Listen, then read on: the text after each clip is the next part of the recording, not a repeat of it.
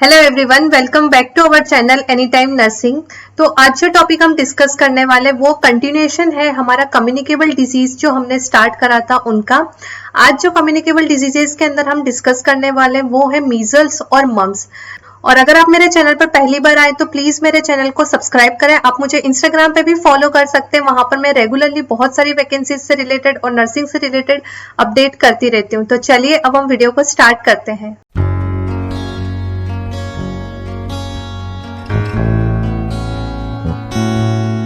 सबसे पहला जो टॉपिक हम यहाँ पर पढ़ने वाले हैं वो है मीजल्स। मीजल्स जो है उसको रूबियोला भी बोला जाता है, ठीक है, ऑल्सो कॉल्ड एज रूबियोला। ध्यान रखना एग्जाम के अंदर ट्रिक जो होती है ना वो यहीं पर होती है कि वो आपको मीजल्स नहीं देके रूबियोला दे देगा, ठीक है। तो ध्यान रखना इसका नेक्स्ट अदर नेम। नेक्स्ट है वर्ल्ड मीजल्स डे सेलिब्रेट करा जाता है मार्च 16 को, ठीक है। अगर हम बात करें कि कॉजेटिव एजेंट क्या है मीजल्स का, तो वो है आरएनए पैरामिक्सोवायरस। इंक्यूबेशन पीरियड होता है इसका 10 to 14 डेज और कम्युनिकेबल पीरियड होता है इसका 4 days before to 4 days after the appearance of the rashes, ठीक है। ध्यान रखना ये एग्जाम के अंदर आया हुआ है। नेक्स्ट बात करते हैं अगर आइसोलेशन की कि कम्युनिकेबल है तो आइसोलेशन कितने दिन के लिए होना चाहिए, 7 डेज के लिए। और कौन सी एज के अंदर सबसे ज्यादा होता है, ये 6 मंथ to 3 years की एज जो होता है उसके अंदर बहुत ज्यादा प्रिवेलेंट होता है। नेक्स्ट बात करते हैं कौन से सीजन में स्प्रेड होता है, तो ये विंटर में होता है। रूट जो है रेस्पिरेटरी रूट से सबसे ज्यादा ये इन्फेक्ट होता है। नेक्स्ट है मोड ड्रॉपलेट इन्फेक्शन, ठीक है। अब सबसे मेन चीज आती है साइन एंड सिम्टम्स, ठीक है। अगर हम साइन एंड सिम्टम्स की बात करें तो इसके साइन एंड सिम्टम्स जो है हम 3 फेज के अंदर पढ़ेंगे। फर्स्ट फेज जो होती है वो होती है प्री इरप्टिव या प्रोड्रोमल फेज, ठीक है। अब प्री इरप्टिव फेज के अंदर क्या होगा, जो चिल्ड्रन है उनको कफिंग, कोराइजा और कंजक्टिवाइटिस ये तीनों कंडीशन होंगी, ठीक है। और इनको कंबाइन में बोला जाता है 3 C's, ठीक है। ध्यान रखना एग्जाम में बहुत बार डायरेक्टली पूछा हुआ है कि 3 C's जो है वो कौन से डिजीज के अंदर देखा जाता है, ठीक है। तो कौन से में होगा, वो मीजल्स में होगा।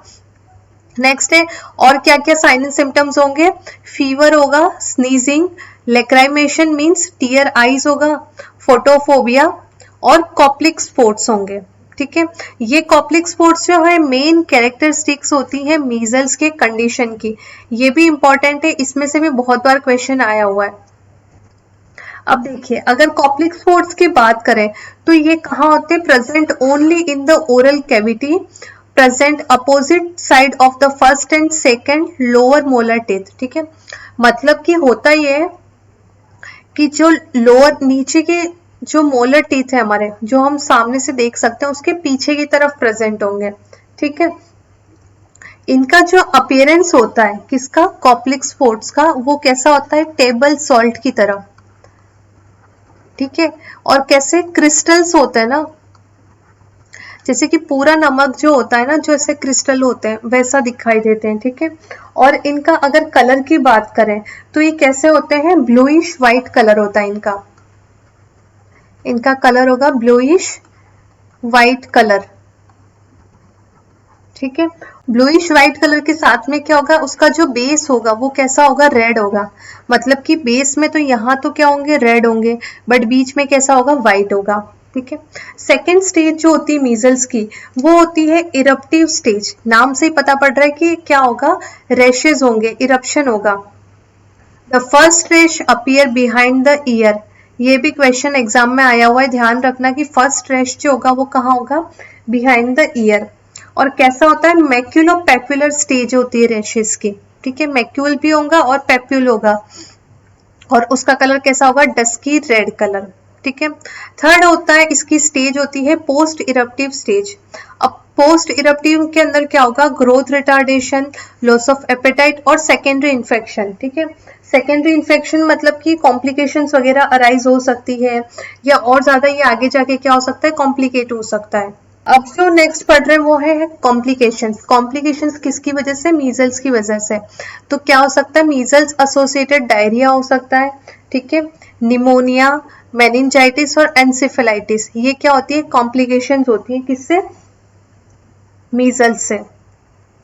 अब बात करते हैं कि इसको प्रिवेंट कैसे करा जाता है। तो मीजल्स की वैक्सीन दी जाती है 9 मंथ पे, ठीक है, उससे क्या कर सकते हैं, इसको प्रिवेंट कर सकते हैं। और ट्रीटमेंट की बात करें कि ट्रीट कैसे किया जा सकता है, ठीक है, प्रिवेंट तो कर दिया बट अगर मीजल्स हो गया तो ट्रीट कैसे करेंगे।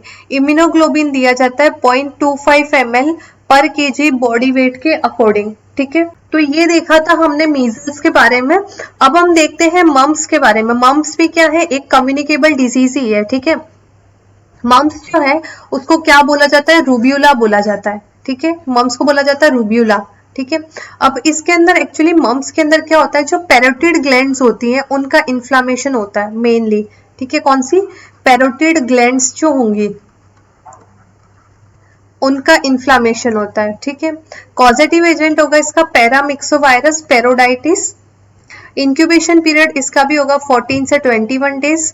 कम्युनिकेबल पीरियड होगा 7 days before and 7 days after the appearance of the symptoms, ठीक है।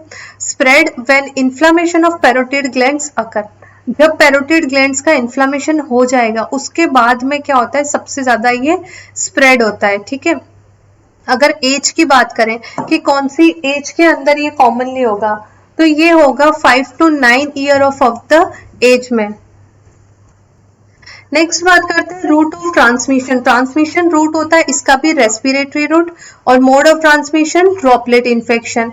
सीजन भी विंटर सीजन में सबसे ज्यादा होगा, ठीक है। अब देखते हैं साइन एंड सिम्टम्स। इसमें साइन एंड सिम्टम्स क्या होगा, हमने देखा था पैरोटिड ग्लैंड का इन्फ्लामेशन था और जब भी इन्फ्लामेशन होगा तो फीवर होगा ही होगा, ठीक है। स्टिफनेस होगी माउथ के अंदर, ईयर एक होगा, ठीक है, मतलब कान में दर्द होगा। देन पेरोटिडाइटिस, वही कि पेरोटिड ग्लैंड का इन्फ्लामेशन है। नेक्स्ट है inflammation of sublingual and submandibular gland. ये भी ध्यान रखना कि पेरोटिड ग्लैंड के साथ साथ सबलिंगुअल और सबमैंडिबुलर ग्लैंड का भी इन्फ्लामेशन इसके अंदर चिल्ड्रन के अंदर दिखाई देता है। The maximum infectivity in mumps is during the prodromal period, ठीक है। प्रोड्रोमल पीरियड क्या होता है कि जो हमने देखा था कि मेन सिम्टम्स अराइज होने से पहले की जो कंडीशन होती है, फर्स्ट जो स्टेज होती है, उसको बोला जाता है प्रोड्रोमल पीरियड और उसी के अंदर सबसे ज्यादा इन्फेक्टिविटी होती है। मतलब कि जो डिजीज स्प्रेड होने के चांसेस जो है वो सबसे ज्यादा उसी स्टेज में होंगे।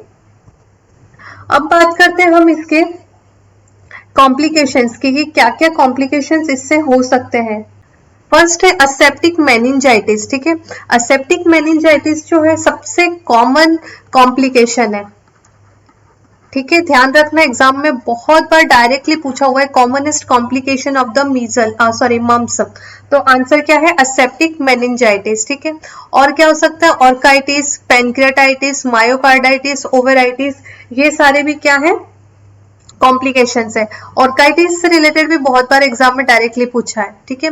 एक्चुअली जो कम्युनिकेबल डिजीज है ना, ये एक ऐसा टॉपिक है कि किसी भी एग्जाम के अंदर इससे रिलेटेड 1 या 2 क्वेश्चंस आते ही आते हैं, ठीक है।